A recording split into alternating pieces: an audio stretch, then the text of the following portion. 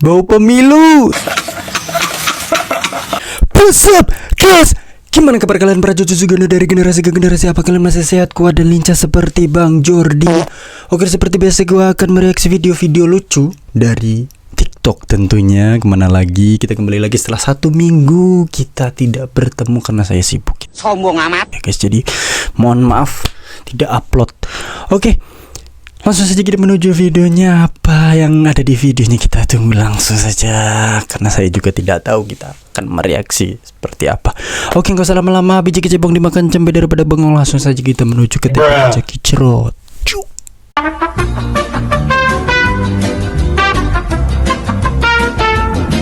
Ketika pilih paslon nomor 1. Ketika pilih paslon nomor 1.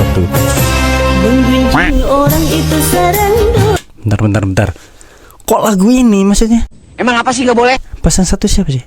Anis. Oh, Jalur Langit ya. Oke.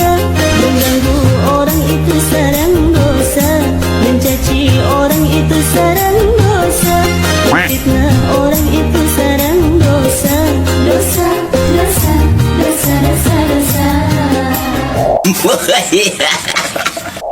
Ketika pilih paslon nomor 2. Oke, nomor 2.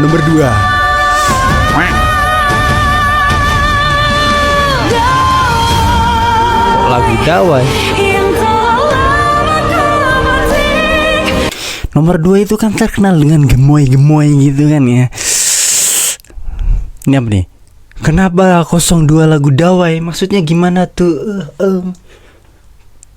Tahun ini bukan memilih siapa yang terbaik, tapi mencegah yang terburuk. Asik, mantap. Lanjut.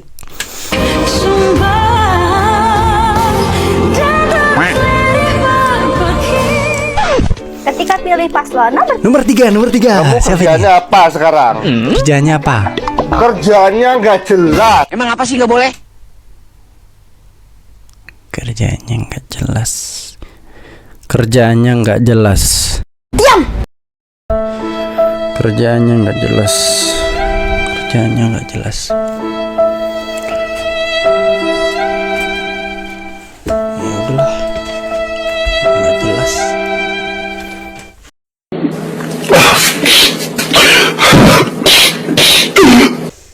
Ya udah. Udah, tutup, pindah. Info locker bang, gue cari locker dulu. Udah. Apa nih? Materinya terlalu barbar. Bahas 3 capres dalam materi stand up-nya aksi komika Tangsel ini. Bikin deg-degan. Oh, anjir, gue juga yang ngereaksi kayak gini deg-degan juga nih gue nih. Kenapa? Diam. Oke, bentar ya guys ya. Kalau ada hal-hal yang negatif, jangan salahkan saya. Saya hanya mereaksi. Tolong.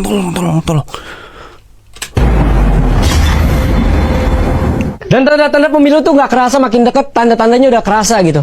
Salah satunya adalah salah satu capres tiba-tiba jadi agamis.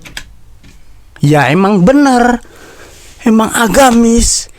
Kita harus pakai jalur langit. Ya lu tau lah, nggak perlu gue sebut Ganjar ya. Ih bangsat.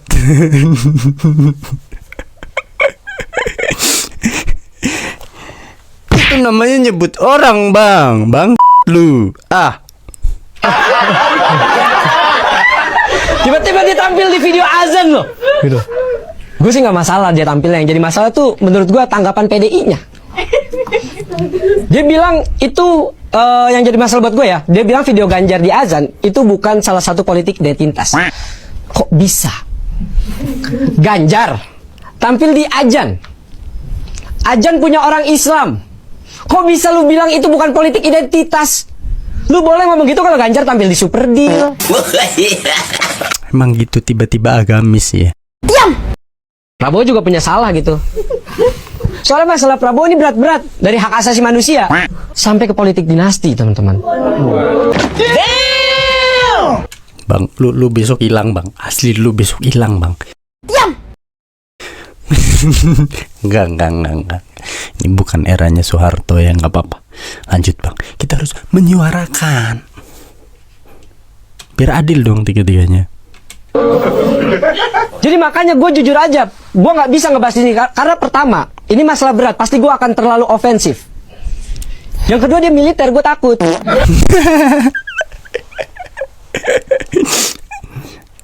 Iya, emang bener.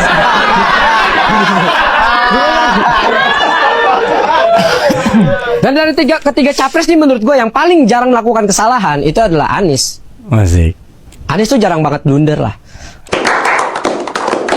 Anies tuh jarang banget blunder katanya. Karena yang blunder kan wakilnya. Bukan gue yang nyebutin ya. Ya blunder terbesar Anies ya milih wakil.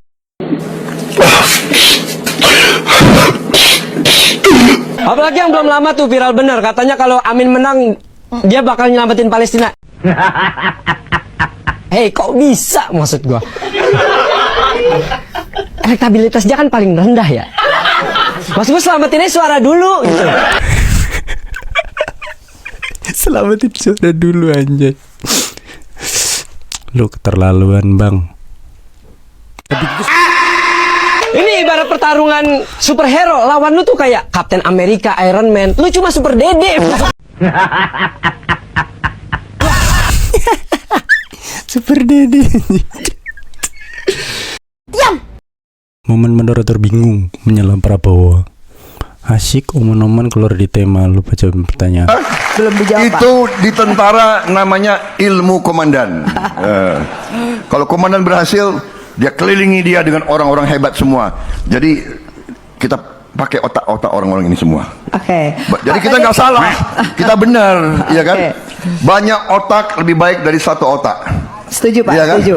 Tadi ada yang belum dijawab Pak, ekspor apa? Pengalaman banyak orang lebih baik dari pengalaman satu orang. Diam. Moderatornya nggak berani. Pertama dia udah tua, kedua dia militer tegas gitu kan, maling ini nggak berani dia ciut. Ya udah nggak usah jadi moderator, jual aja gorengan. Debat capres 2004. Apa Bang? Dah bro, udah mati pun masih mikir pemilu kamu. Lu pikir ya, setelah mati tuh lu gimana jawabnya pada malaikat gitu loh. Malah mikirin capres, geblek. Lah, kan kita udah didaftarin Bang, jadi pemilih aktif buat pemilu tahun depan. Lah, siapa yang daftarin? Lah, itu tetangga Abang yang daftarin. Hah? Oi, Cong, lu daftarin kita semua buat pemilu? Iya, Bang. Pak RT minta KTP masing-masing dari kita kemarin. Jangan bilang Pak RT-nya juga udah di kuburan. Lah, kan kemarin gue kagak di rumah, Cong. Aneh juga. Siapa suruh pergi rumah kagak dikunci? Ya aneh ambil langsung aja daripada ribet. Dah dasar setan. Udah mati masih suka maling aja lu. Oh, pantes. Kemarin gue tahu-tahu dapat tagihan pinjol. Lah, gue juga. Lah, aneh juga. Jangan-jangan KTP kita disalahgunakan nih sama Pak RT. Bisa jadi. Kan RT kita maniak slot. Iya, Lah kan bener. kemarin aja Bu RT digade di pegawaian buat depo. Lagian pemilu tahun depan udah bisa dilihat siapa yang menang. Bener banget. Emang siapa, Bang? Ganjar. Anies. Lah, gimana sih? Gak mungkin, Cong, Anies menang. DP 0% aja bullshit. Naturalisasi sungai kagak beres. Malah ada anggaran 82 miliar cuma buat lem Aibon. Lo kata masyarakat kita disuruh ngelem. Lah, terus si Ganjar gimana Bang? Ngurus wadas aja nggak becus. Jogging nyasar sampai ibu kota. Dia mah cuma petugas partai dari partai Ban. Lu udah mati, Bang. Pikirin nanti. Ya. Pikirin lu disiksa atau enggak itu pikirnya. Gak usah mikirin ini capres deh. Gue aja masih bingung kok. Ya warga Jakarta tahu nama capres Anies baru 5 tahun, Ganjar baru 21 tahun, Prabowo 34 tahun. Kalau warga DKI Jakarta itu harus milih Anies, gue pilih yang sudah kenal lama. Warga DKI Jakarta itu harus memilih Anies Baswedan sebagai presiden. Ini parah banget ini. Apa hubungannya coba? Apa hubungannya? Gue ini lahir di Jakarta, gede di Jakarta, sekolah di Jakarta, dari TK sampai SMA sampai kuliah, lulus di Jakarta, nyari duit di Jakarta. Gue lahir di Rumah Sakit Budi Kemuliaan. Gue tinggal di Kecamatan Kebonjeruk, Kelurahan Kelapa II, Jakarta Barat. Kalau lu ada keluarga di Jakarta Barat, di Kelapa II, Kebonjeruk itu, yang umurnya 40, 50, 60, 70, pokoknya yang udah agak tua, pasti kenal yang namanya bidaneti. Nah ini gue anaknya nih, dari lahir, asli gue di Jakarta. Lu cerita seolah-olah orang Jakarta tuh milihnya Anies, ya enggak lah. Justru kalau dia orang Jakarta paling ogah banget milih Anies. Ini seolah-olah diklaim gitu loh, orang Jakarta memilih Anies. Oh tidak, no.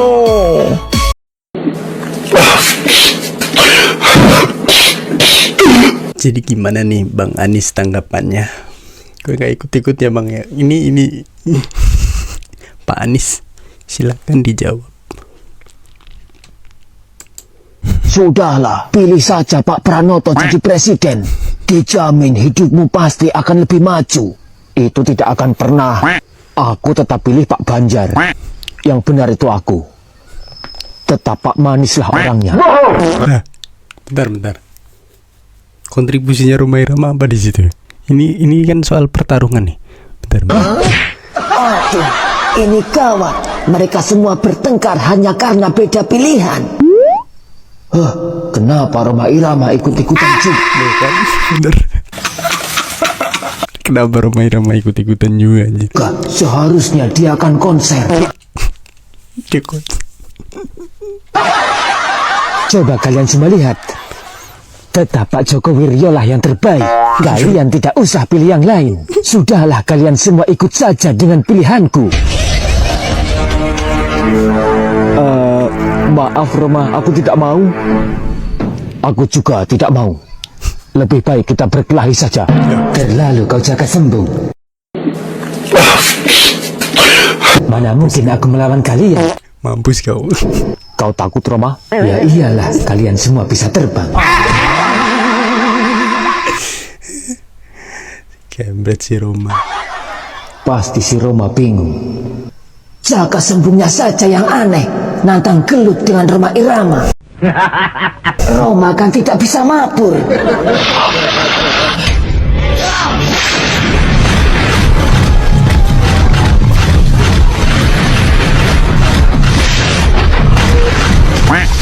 Ngapain? Dia ngapain di situ kan? Kamu di situ aneh. Keterlaluan kalian. Kalian ini sudah pada gede, sudah pada sunat. Bertengkar hanya karena beda pilihan presiden. Sudahlah, pilih saja Pak Pranoto. Diam. Si Geblek. Saya tidak takut tidak punya jabatan, Mas Anies. Udah nyuruh pulang. Sorry ya. Pulang. Sorry ya. Kencangnya ya. Kalau presidennya ini maslahat, kalau nggak ini nggak maslahat. Mana ada kemaslahatan ditentukan hanya oleh seorang presiden? Itu tauhid kita di mana? Memang kita secara syariat harus pilih sesuai istiadat kita. Tapi tidak usah dong menggantungkan kesejahteraan sama seorang makhluk, itu tidak boleh secara. Iya benar sih, memang kita bukan pemilih yang terlalu lebay gitu loh, mengagungkan pilihan kita masing-masing. Enggak, gue sebagai orang ya, gue punya pilihan tapi cukup gue aja yang tahu ya, gue aja yang tahu. Pas nyoblos jangan digembor-gemborkan di medsos, udahlah, jangan saling menghina, saling pasang 01 kayak gini, 02 kayak gini, 03 kayak gini, lu apa lu jelek, lu apa lu kayak gini. Mereka punya kelebihan dan kekurangan masing-masing, dan sesuai pilihan kita aja gitu menurut gue. Jadi kalau diperhatikan, kalau ada paslon 1 dan 3 punya gagasan baik, kami terima, kami dukung. Jadi kesimpulan tadi adalah bahwa kami yakin ketiga paslon berjuang untuk rakyat Indonesia. Tadi saya mengatakan, saya menganggap Pak Anies, Pak Muhaimin, Pak Ganjar dan Pak Mahfud adalah saudara-saudara kita sendiri, sama-sama anak Indonesia, dan marilah kita memelihara persatuan kerukunan demi rakyat Indonesia, demi masa depan Indonesia. Ya, gue setuju. Emang harus kayak gitu. Bukan berarti gue pilih Pak Prabowo ya, bukan berarti gue pilih Pak Anies, bukan berarti gue pilih Ganjar. Emang kayak gitu harus kita, yang calonnya aja mereka baik-baik aja gitu loh. Ya nggak tahu juga sih. Cuman yang jadi masalahnya itu para pendukungnya ini loh, barbar banget loh. Sampai nyerang di fisik, sampai nyerang di, ya sampai di teror gitu loh. Kan kasihan banget loh. Ya hak kita memilih siapa gitu kan, bebas. Heran gua. Pidato penutup debat kelima capres yang baca bismillah hanya satu capres dan hanya beliau yang minta maaf jika punya kesalahan dengan capres lain. Kita siapa?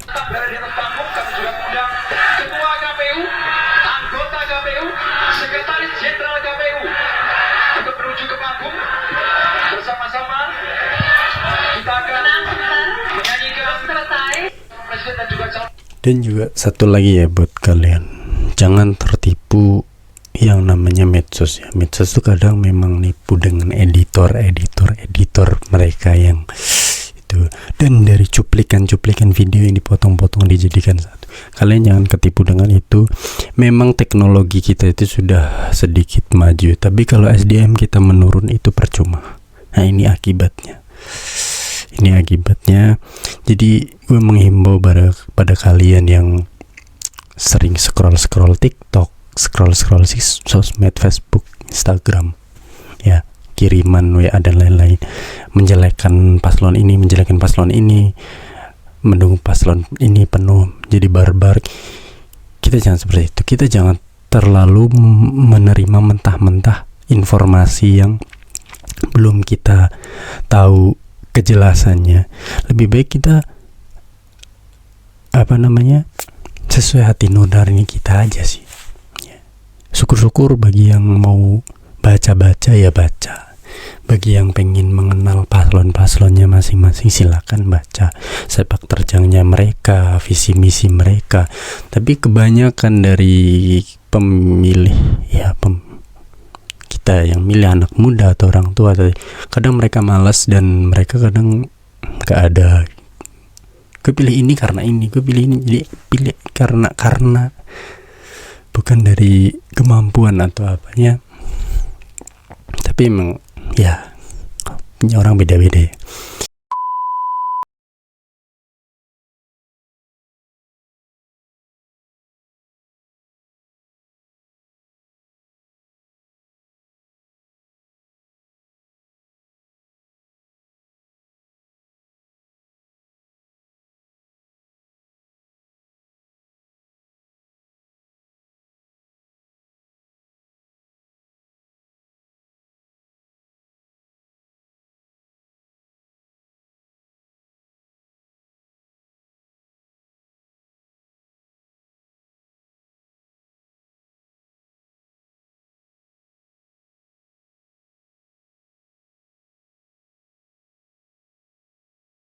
harus gitu. Kalian pilih siapa silakan sesuai hati nurani kita. Sombong amat. Pertama, selamat pagi Bapak. Dengan Bapak siapa? Dengan Romli. Oke Pak, izin boleh berdiri sebentar. Kita mau wawancara mengenai debat semalam. Tentang semalam itu seru banget ya Mbak ya? Boleh diceritain Mas keseruannya ataupun highlight yang dipoinkan semalam? Kalau yang saya tangkap adalah dari ketiga calon ini, semua pemaparan visi misinya sangat jelas. Artinya di situ kita bisa lihat kualitas kepemimpinan para calon pemimpin bangsa. Nah, di situ nanti kita tahu nih arah kebijakannya seperti apa dari masing-masing calon. Itu sih yang saya tangkap poinnya. Oke, terus udah adakah yang dijagokan ataukah dari debat ini ternyata jagoannya berubah nih? Sejauh ini masih tetap jagoannya masih sama, yes. Atau dari evaluasi sebelumnya, adakah kan ada beberapa aturan yang diubah dari debat sebelumnya? Udah oke kah atau adakah masukan sedikit? Kalau untuk aturan sih menurut saya nggak ada masalah ya. Yang harus mungkin kalau dari saya sendiri adalah ketika pertanyaan atau poin-poin yang disampaikan oleh para calon panelis, ini kan masalahnya isu nasional atau masalah bangsa yang sebenarnya nggak masalah yang baru ya. Harusnya dengan apapun itu mereka bisa lebih mempersiapkan ya terkait jawaban-jawabannya ataupun mungkin nanti seperti apa cara menjawabnya. Paling sih itu sih. Siap Mas, terima kasih. Selamat melanjutkan aktivitas. Iya sih, emang bener. Masalah di Indonesia itu udah dari zaman kapan gitu, dan nggak selesai. Masalahnya tuh sepele gitu lah. Banjir lah, perebutan tanah, hak waris, korupsi, dan lain-lain. Dan belum ada solusinya. Oke, bagaimana tadi videonya? Itu hanya hiburan semata dan tidak ada menyindir di salah satu dari paslon tersebut. Itu hanya menurut saya saja, dan mungkin itu saja videonya. Bagi kalian yang suka silahkan like, dan yang suka silahkan dislike, dan kalian jangan lupa subscribe bagi yang baru datang, like, komen di deskripsi di bawah ini, dan sampai jumpa di minggu depan. Adios, hasta la vista.